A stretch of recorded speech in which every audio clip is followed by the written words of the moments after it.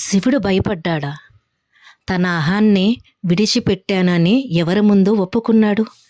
ఇదంతా నిజమా? ఎవరది? ఇది తెలుసుకోవాలంటే ఈ చిన్న కథలోకి వెళ్ళాలి. ఒక ఊరిలో ఒక బాలుడు తన బామ్మ దగ్గర పెరుగుతూ ఉండేవాడు.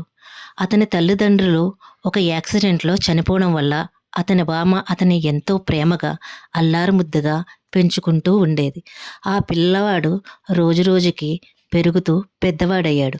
కానీ ఆ పిల్లవాడి ప్రవర్తనలో చాలా మార్పుల్ని ఆ బామ్మ గమనిస్తూ ఉండేది. తన తోటి వాళ్ళతోటి చాలా పొగరుగా, అహంకారంగా, గర్వంగా ప్రవర్తించేవారు. పెద్దవాళ్ళని కూడా అగౌరవంగా మాట్లాడేవాడు. తన తోటి ఉన్న వాళ్ళని చాలా చులకనగా చూసేవాడు.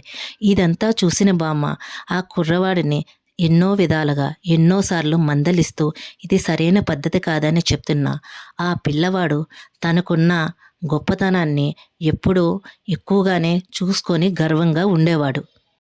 అందుకు ఆ బామ్మ, నువ్వు ఎందుకు ఇలాగ ప్రవర్తిస్తున్నావు? తోటి వాళ్ళతో ఎందుకు ఈ విధంగా ఉండడం సరైన పద్ధతి అని అడిగింది. నేను చాలా అందగాన్ని. నా తల్లిదండ్రులు చాలా గొప్పవాళ్ళు. మా తాతగారు ఈ యొక్క ఊరికే పెద్ద ఆసామి. ఆయనకున్నంత సిరి సంపదలు ఈ ఊరిలో ఎవరికీ లేవు. అందుకని నాకు ప్రతి వాళ్ళు తక్కువగా కనిపిస్తున్నారు. నాకు గొప్పగా ఉన్న వాళ్ళు నా జీవితంలో ఇంతవరకు ఎవరూ కనిపించలేదు అని చెప్పాడంట. అప్పుడు ఆ బామ్మ ఆ కుర్రవాడితో, సరే, నీకన్నా గొప్పవాళ్ళు లేరని నువ్వు అనుకుంటున్నావు కదా, ఈరోజు నిన్ను ఒక ముఖ్యమైన ప్రదేశానికి తీసుకువెళ్తాను. అక్కడ ఎంతోమంది గొప్పవాళ్ళని నేను నీకు చూపిస్తాను. వాళ్ళకన్నా నువ్వు గొప్పవాడవని నమ్మినప్పుడు నువ్వు ఇదే విధంగా ప్రవర్తించు అని చెప్పింది. అందుకు ఆ కుర్రవాడు, ఏంటా ప్రదేశం, త్వరగా తీసుకెళ్ళను ఆతృతగా అడిగాడు. ఆ బామ్మ ఆ కుర్రవాడిని తీసుకొని ఊరి చివరున్న శ్మశాన వాటిక దగ్గరికి తీసుకువెళ్ళింది. కుర్రవాడికి ఏమీ అర్థం కాలేదు. కాస్త ఆశ్చర్యంగా, భయంగా, బామ్మ, ఈ ప్రదేశానికి ఎందుకు తీసుకొచ్చావని అడిగాడు. నువ్వే అన్నావు కదా, ఈ ఊరిలో నీకన్నా గొప్పవాళ్ళు, అందగాళ్ళు లేరని చెప్పావు కదా, నీకన్నా ఎంతో గొప్పవాళ్ళు, అందగాళ్ళు అదుగో అక్కడ ఆ సమాధుల్లో నిద్రిస్తున్నారు అని చెప్పింది. నీ పుట్టుక కారణమైన నీ తల్లిదండ్రులు ఇక్కడే ఉన్నారు. ఎవరి పేరు చెప్పి, ఎవరి ఆస్తి గురించి చెప్పి ఎంతో గొప్పవాడు అని చెప్తున్న మీ తాతగారు ఎన్ని ఎకరాలున్నా ఇప్పుడు కేవలం ఈ 6 అడుగుల భూమిలో మాత్రమే హాయిగా నిద్రిస్తున్నాడు అని చెప్పింది. వీళ్ళంతా కాదు, అక్కడ కొలువై ఉన్న శివయ్యను చూపించి ఆయనకన్నా గొప్పవాడేవా అని అడిగింది.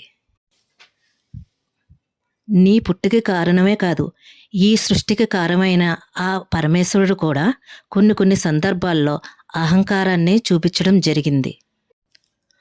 ఒకసారి దేవతలందరూ కలిసి ఒక సమయంలో సమావేశమయ్యి శనిదేవుని గురించి వాళ్ళందరూ చర్చించడం పరమశివుడు విన్నాడు.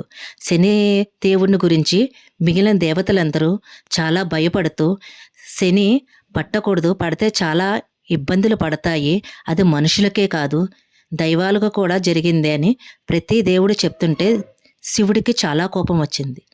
ఈ ముల్లోకాలకి అధిపతినైన నన్ను ఉండగా నా ముందు శనిని ఎందుకు మీరు అంతల్లాగా గొప్పగా కొనియాడుతున్నారని శివుడికి చాలా కోపం వచ్చింది.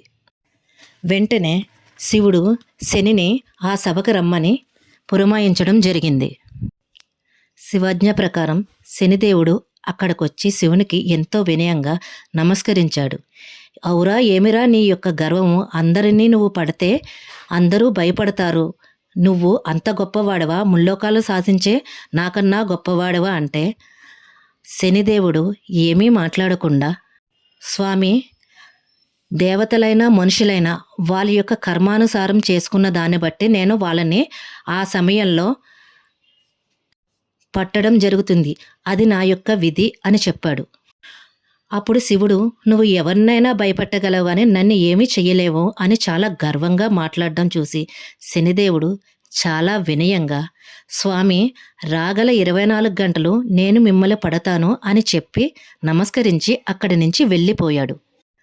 అయితే శివుడు శనికి కనిపించకుండా, అతను తనని పట్టకుండా ఉండడానికి ఆ 24 గంటలు ఒక మర్రి చెట్టు త్వరలో వెళ్ళి దాంకున్నాడు. 24 గంటలు గడిచిన తర్వాత శివుడు కైలాసానికొచ్చి శనిని పిలిపించి నువ్వు నన్నేం చెయ్యలేవని గర్వంగా నవ్వసాగాడు. అందుకు శనిదేవుడు, స్వామి, కైలాసంలో పార్వతీదేవి సేవలు అందుకుంటూ నందీశ్వరుడి యొక్క అందుకుంటూ భక్తుల యొక్క మన్ననలు పొందే నీవు 24 గంటలు దిక్కు దివానం లేకుండా ఒక తొర్రలో దాంకున్నావంటే నేను పట్టడం వల్లే కదా స్వామి నీకు ఇదంతా జరిగింది అని చెప్పాడు. అందుకు శివయ్య తనకున్న అహంకారాన్ని పక్కన పెట్టి, శనిదేవుణ్ణి, నా అహంకారాన్ని దించావు నువ్వు, ఇక నుంచి నీ పేరు శనిదేవుడు మాత్రమే కాదు, నా పేరుతో కూడా కలిపి నిన్ను శనీశ్వరుడి కింద నిన్ను ఆశీర్వదిస్తున్నానని చెప్పాడు.